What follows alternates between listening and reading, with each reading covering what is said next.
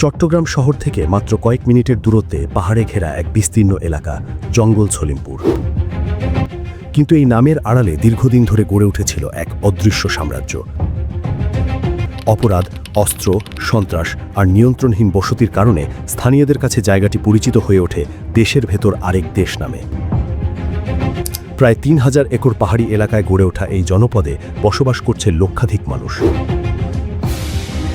দুর্গম ভূপ্রকৃতি আর অগণিত সরু পথের কারণে দীর্ঘদিন ধরেই এখানে আশ্রয় নিয়েছে বিভিন্ন সন্ত্রাসী চক্র। এলাকাটির নিয়ন্ত্রণ নিয়ে সক্রিয় ছিল কয়েকটি সংঘবদ্ধ গ্রুপ, কিন্তু পরিস্থিতি বদলে যায় একটি ভয়াবহ ঘটনার পর। গত ১৯ জানুয়ারি সন্ত্রাসীদের ধরতে অভিযানে গিয়ে হামলার শিকার হয় র্যাবের একটি দল।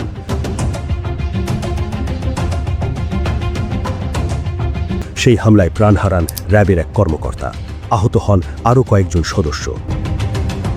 এই ঘটনায় নড়েচড়ে বসতে বাধ্য করে রাষ্ট্রের নিরাপত্তা ব্যবস্থাকে। এরপর শুরু হয় বড় ধরনের প্রস্তুতি। ডিজিএফআই-এর গোয়েন্দা তৎপরতা ও তথ্য সংগ্রহের ভিত্তিতে সন্ত্রাসীদের অবস্থান ও নেটওয়ার্ক চিহ্নিত করা হয়। সেই গোয়েন্দা তথ্যের সমন্বয় করে সেনাবাহিনী, পুলিশ, র্যাব সহ আইনশৃঙ্খলা বাহিনীর বিভিন্ন ইউনিটকে নিয়ে স্বরাষ্ট্র মন্ত্রণালয়ের উদ্যোগে পরিকল্পনা করা হয় একটি বৃহৎ যৌথ অভিযান। ভোররাত, অন্ধকারে ঢাকা পাহাড়ি পথ। সকাল হওয়ার আগেই আইনশৃঙ্খলা বাহিনীর সদস্যরা ঘিরে ফেলে জঙ্গল সলিমপুরের সব প্রবেশপথ। সেনাবাহিনীর সার্বিক নেতৃত্বে কয়েকটি দলে বিভক্ত হয়ে শুরু হয় চিরুনি অভিযান।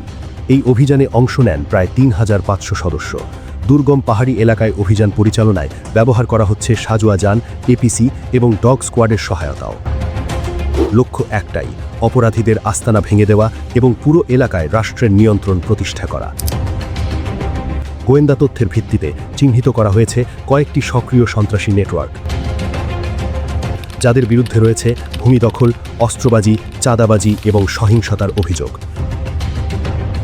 এই অভিযান শুধু সন্ত্রাসী ধরার অভিযান নয়, এটি আইন ও রাষ্ট্রের উপস্থিতি পুনঃপ্রতিষ্ঠার একটি বড় পদক্ষেপ। পাহাড়ি এই জনপদে এখন টান টান উত্তেজনা, চারদিকে টহল, তল্লাশি আর নিরাপত্তা ব্যবস্থা। তবে আইন শৃঙ্খলা বাহিনী বলছে অভিযান চলবে, কিন্তু সাধারণ মানুষের নিরাপত্তা নিশ্চিত করেই। জঙ্গল সলিমপুরের পাহাড়ে এখন চলছে রাষ্ট্রের সবচেয়ে বড় বার্তা, আইনের ঊর্ধ্বে কেউ নয়।